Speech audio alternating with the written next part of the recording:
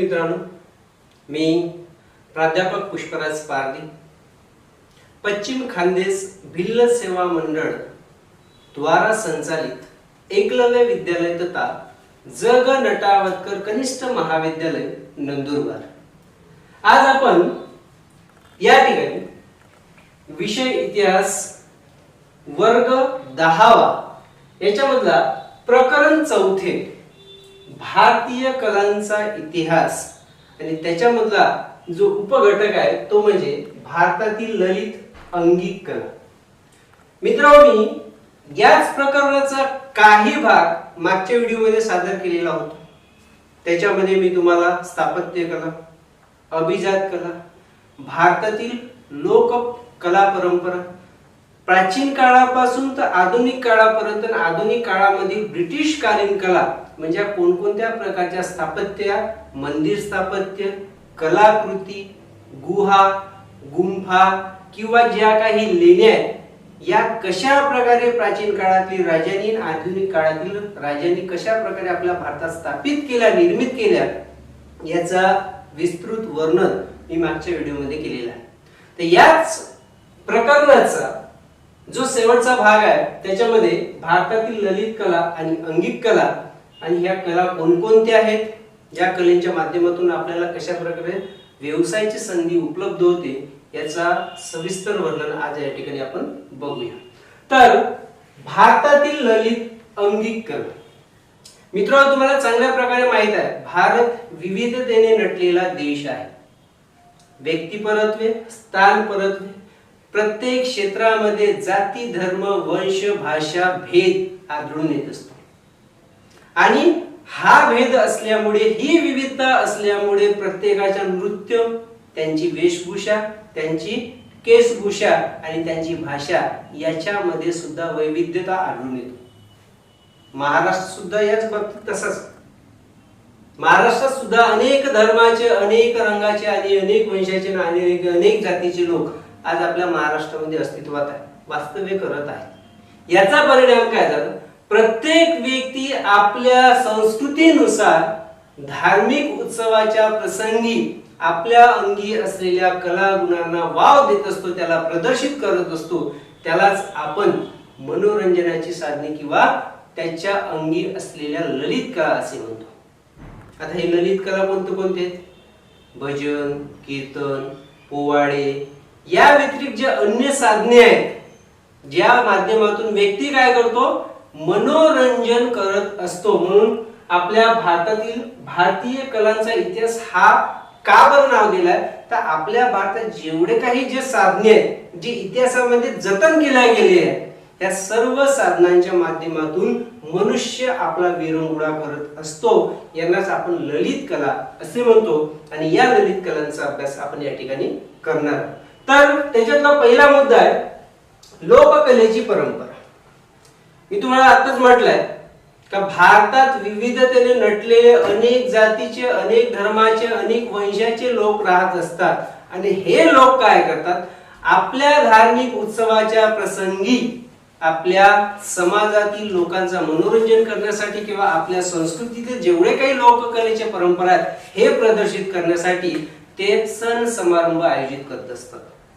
त्यालाच आपण काय म्हणतो, लोककलेची परंपरा। म्हणजे प्राचीन काळापासून आपली जी संस्कृती आहे तिचं जतन करणे, तिला सुरक्षित ठेवणे आणि आपल्या वारसांना त्यांचा मार्गदर्शन करणे किंवा त्याबाबत सांगणे, त्यालाच आपण लोककला असे म्हणतो। दुसरा आहे तो म्हणजे अभिजात लोककला परंपरा। मित्रांनो, लोककलेला जसा आपल्या भारताला वारसा लाभलेला लोककलेचा, तशाच प्रमाणे अभिजात कलेचा सुद्धा वारसा आपल्या भारताला लाभलेला आहे। आपल्या इतिहासामध्ये नमूद असलेल्या भरत मुनी यांचा नाट्यशास्त्र जो ग्रंथ आहे याच्यामध्ये नृत्य, गायन, वादन, नर्तक यासारख्या सर्व गोष्टीचा उपाहो करणारा इतिहासाचा एकमेव स्रोत म्हणून आज आपल्या इतिहासामध्ये त्याला नमूद करण्यात आलेला आहे। याचं कारण काय, तर प्राचीन काळामध्ये सुद्धा ह्या कला आपल्या भारतामध्ये अस्तित्वात होत्या, ज्याचा अभ्यास आज आपण इतिहासामध्ये करतो आणि त्या कला ज्या आहेत ज्या आपण आत्मसात केलेल्या आहेत त्यांचा प्रदर्शन आधुनिक काळात सुद्धा आपण आपल्या समाजामध्ये धार्मिक उत्सवाच्या प्रसंगी करत असतो. त्याला काय म्हणतो आपण? अभिजात कला असे म्हणतो. कालांतराने भारताचा संबंध विदेशातील लोकांसोबत आला. आता भारतातले लोक गेले हे म्हणू शकत नाही, परंतु इतिहासामध्ये या गोष्टीची नोंद आहे का अनेक विदेशी लोकांनी भारतावर आक्रमण केलं. भारतीय समाज जीवनामध्ये ते मिसळून गेले. कालांतराने त्यांनी आपली संस्कृती भारतीय संस्कृतीशी संमिश्रित करून त्या संस्कृतीच्या मिश्रणातून एक नवीन संस्कृतीला उदयास आणलेलं होतं. शक, हुन, प्रतिहार, कुशाण शासक यासारखे जेवढे काही विदेशी शासक आहे हे सर्व शासक भारतात आल्यानंतर त्यांनी भारतात आपली संस्कृती, आपली भाषा, आपली बोली भाषा, वेशभूषा, केशभूषा, कानपान आणि कला ह्या सर्व गोष्टी भारतामध्ये स्थायी केल्या. कुशाण शासक कनिष्क तो भारतातील बौद्ध धर्माला एवढा प्रभावित झाला होता की त्यांनी बौद्ध धर्माचा प्रसार करण्यासाठी आणि भारतीय संस्कृतीचा स्वीकार करण्यासाठी आपल्या नाण्यावर एका बाजूला आपल्या देवतेचा आणि दुसऱ्या बाजूला भारतीय संस्कृतीचा चित्रण केलेलं होतं. आपल्या भारतात सोन्याचे नाणे प्रदर्शित करणारा किंवा सोन्याचे नाणे पाडणारा पहिला व्यक्ती म्हणजे कुशाण शासक कनिष्क. पण हे का बरं शक्य झालं की ज्या वेळेस हे विदेशी शासक आपल्या भारतात आले, भारतीय संस्कृतीने त्यांना आकर्षित केलं आणि आकर्षित केल्यानंतर त्यांनी भारतीय संस्कृती आणि आपली संस्कृती यांच्या मिश्रणातून नवीन संस्कृती उदयास आणली. तिलाच आपण लोककला असे म्हणतो. आज आपण संगीत क्षेत्रात असो, अन्य क्षेत्रात सुद्धा असो, मुस्लिम व्यक्तींना सुद्धा आपण महत्त्वाचे स्थान दिलेले आहे. पुढच्या प्रकरणात आपण काही गोष्टी शिकणार आहोत ज्याच्यामध्ये उस्ताद अल्लाउद्दीन खा, रहीम खा, करीम खा यासारख्या व्यक्तींनी सुद्धा लोककलेची परंपरा जिवंत ठेवलेली आहे. आज आपल्या भारतामध्ये असे अनेक घराणे आहेत ज्यांनी प्राचीन काळापासून चालत आलेली लोककला जी जतन करून ठेवली, आज तिचा प्रदर्शन सुद्धा करतात आणि भविष्यात सुद्धा ते जतन राहावे, सुरक्षित राहून आपल्या मुलांना त्याचं शिक्षण देतात, प्रशिक्षण देतात. तुम्ही चांगल्या प्रकारे टीव्हीवर किंवा अन्य माध्यमातून ऐकत असाल पंडित रविशंकर बासुरी वादक, जाकीर हुसेन तबला वादक, भोसले घराणे, किराणे घराणे, हे सर्व काही जे काही घराणे आहेत हे घराणे विनाकारण नावाजलेले नाही. तर त्यांच्या अंगी असलेल्या जेवढ्या काही कला आहेत, लोककला आहेत किंवा जी संस्कृती आहे, ह्या सर्व संस्कृतीच्या माध्यमातून ते प्रसारित करत असतात आणि त्याचा आस्वाद प्रेक्षक आणि आपण सुद्धा घेत असतो. मित्र, या ठिकाणी शास्त्रीय संगीताच्या दोन शाखा पडतात. एक हिंदुस्थानी संगीत आणि दुसरा आहे कर्नाटकी संगीत. आज आपण उत्तर भारत ते मध्य भारत जर सोडला तर दक्षिण भारतातली भाषा वेगळी असल्यामुळे त्यांची शास्त्रीय संगीताची पद्धत आणि उत्तर भारतापासून तर मध्य भारतापर्यंत शास्त्रीय संगीताची पद्धत ही वेगवेगळी.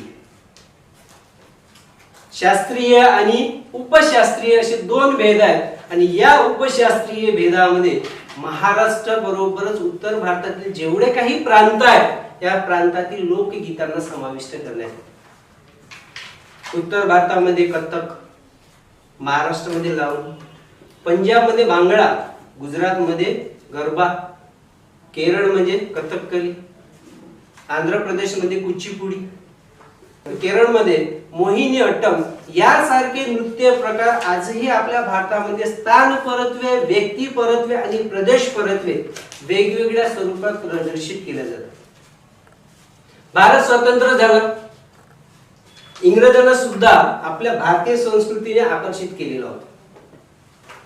जरी इंग्रज हे पाश्चात्य शिक्षण घेतलेले, पाश्चात्य संस्कृती आत्मसात केलेले जरी अधिकारी असले तरी भारतीय संस्कृतीचा मोह त्यांना गेलेला नव्हता. कारण बहुतांश इंग्रज अधिकाऱ्यांनी भारतीय संस्कृती, भारतीय साहित्य, भारतीय कलांना आत्मसात करून त्यांनी आपल्या भाषेमध्ये त्याचा भाषांतर केला आणि आपल्या देशामध्ये त्यांचा प्रदर्शन केला. एवढी आपली भारतीय संस्कृती, भारतीय लोककला ही काही आहे समृद्ध आहे असेच म्हणू शकतो. एवढंच नाही तर भारतातील ज्या जुन्या परंपरा, जुन्या लोककला आहेत त्यांचा प्रदर्शन व्हावा म्हणून भारतातील ब्रिटिश अधिकाऱ्यांनी सुद्धा मोठमोठ्या नाट्यगृहांची स्थापना केली. त्या ठिकाणी दशावतारी नाटके असो किंवा मनोरंजनाची जेवढे काही माध्यमे असो किंवा जेवढ्या काही कला आहेत यांचं प्रदर्शन करण्यासाठी त्यांनी नाट्यगृहांची स्थापना केली, सभा मंडपांची स्थापना केली. पुण्याला दरवर्षी सवाई गंधर्व नावाच्या नाट्य महोत्सवाचा समारंभ घेतला जातो. का बरं? तर प्राचीन काळापासून असो, मध्ययुगीन काळात असो किंवा आधुनिक काळात असो, जेवढ्या काही संस्कृतीच्या माध्यमातून ज्या काही कला आहेत या कला जेणेकरून जिवंत ठेवता येईल आणि आपल्या समोरच्या पिढीला त्याचा आस्वाद घेता येईल, हा त्यामागचा एक उद्देश होता. आधुनिक काळामध्ये पाश्चात्य कला, भारतातील पुराण कला, पौराणिक कला या सर्वांच्या संमिश्रणातून ज्या नवीन कलेचा उदय करण्यात आलेला आहे आणि या कलेचा श्रेय ज्यांना दिला जातो ते म्हणजे उदय शंकर. या उदय शंकरांनी आधुनिक काळामध्ये प्राचीन, पाश्चात्य, पौराणिक, ऐतिहासिक जेवढ्या काही कलांच्या माध्यमातून जे काही माध्यम आहेत त्या सर्व माध्यमांना एकत्रित करून प्रदर्शित करण्याचा काम आधुनिक काळामध्ये यांनी केला. त्यामुळे इतिहासामध्ये त्यांचं नाव अजरामर गोष्टीने घेतलं जातं. अशा प्रकारे अभिजात कलेची परंपरा आपल्या भारतात कशा प्रकारे लाभली याचं सविस्तर वर्णन मी या ठिकाणी केलेलं आहे. आता मित्र बघूया कला, अभिजात कला आणि व्यवसायाची संधी. आता कला म्हणजे काय? इतिहासामध्ये इतिहासाला अनेक पूरक शाखा आहेत. पुरातत्व शाखा असो, विज्ञान शाखा असो किंवा कला शाखा असो. कला शाखा ही सुद्धा इतिहासाची एक शाखा आहे आणि जो व्यक्ती इतिहासामध्ये कलेत पारंगत असतो त्याला व्यवसायाची संधी आजन्म मिळत असते. जाहिरात असो किंवा दूरदर्शनचा क्षेत्र असो किंवा अन्य क्षेत्र सुद्धा असो, अशा क्षेत्रामध्ये कलेचा इतिहास जाणणारा व्यक्ती जो जाणकार असतो त्या व्यक्तीला त्या क्षेत्रात व्यवसायाची संधी प्राप्त होत असते. आज प्राचीन काळापासून तर आधुनिक काळापर्यंत आपल्या भारतामध्ये भरपूर प्रमाणात ऐतिहासिक वस्तू आहेत, परंतु त्या ऐतिहासिक वस्तूचं महत्त्व सांगणारा व्यक्ती आपल्याजवळ पाहिजे. नाही तर आपण जाणे, त्याला बघणे, काही समजतो का नाही समजतो ह्या गोष्टी महत्त्वाच्या. तुम्ही एखादा किल्ला बघायला गेला तर त्या ठिकाणी जर त्याचा मार्गदर्शन करणारा एखादा इतिहासकार किंवा जाणकार व्यक्ती नसेल तर त्या किल्ल्याचं महत्त्व आपल्याला समजत नाही. ही काही ऐतिहासिक वस्तू आहे. अशा ऐतिहासिक वस्तूचा वर्णन करणारा जाणकार व्यक्ती जर आपल्याला उपलब्ध होत असेल तर त्याच्या जाणकारीच्या मोबदल्यात आपण त्याला काय देत असतो? पैसा देत असतो. म्हणजे तो त्याला काय मिळाला? एक व्यवसाय मिळाला. कलाकृती ही प्रत्येक माध्यमावर असते. सोन्याचे दागिने असो, भांडी असो किंवा कागद असो, या सर्वावर कलाकृती असल्यामुळे आज त्याची जाणीव करणारा किंवा त्याची ओळख करणारा एक पारदर्शक कलाकार आजच्या जगात आवश्यक असल्यामुळे इतिहास अशा कलाकाराला संधी देत असतो. अशा प्रकारे इतिहासामध्ये कलेला फार महत्त्व आहे. त्याच्यानंतर आहे अभिजात कला. दृक कला आणि ललित कला यांचा कला क्षेत्रात रसिकांनी चांगल्या प्रकारे आस्वाद घ्यावा हा कलाकारांचा एक प्राथमिक उद्देश असतो. म्हणून कलाकार काय करतो? प्राचीन कला, आधुनिक कला, मध्ययुगीन कला या सर्व कलांच्या संमिश्रणातून नवीन कला आत्मसात करतो किंवा निर्माण करतो आणि ती प्रेक्षकांच्या समोर ठेवण्याचा प्रयत्न करतो जेणेकरून प्रेक्षक त्या कलेला चांगल्या प्रकारे आत्मसात करतील, त्याचा आस्वाद घेतील, हा त्यामागचा एक उद्देश असतो. चित्रपट असो, औद्योगिक क्षेत्र असो, नेपथ्य असो किंवा वेशभूषा असो, या क्षेत्रात सुद्धा किंवा जाहिरात असो, या क्षेत्रात सुद्धा कलेच्या इतिहासकाराला विशेष महत्त्वाचे स्थान असते. आधुनिक काळामध्ये आपण संगणक पद्धतीने नक्षीकाम करत असतो. दागदागिने असो, भांडी असो, कापड असो किंवा धातू असो, याच्यावर नक्षीकाम करत असताना याच कलांचा आधार घेतला जातो. कॅम्प्युटरमध्ये किंवा संगणकामध्ये सुद्धा ह्या कला स्थापित केल्या जातात आणि त्याच्या माध्यमातून आपण कोरीव काम आपल्या घरामध्ये करत असतो. आणि हे काम किंवा हे कला प्रशिक्षण देण्यासाठी अनेक प्रशिक्षण संस्था आपल्या भारतामध्ये आहेत.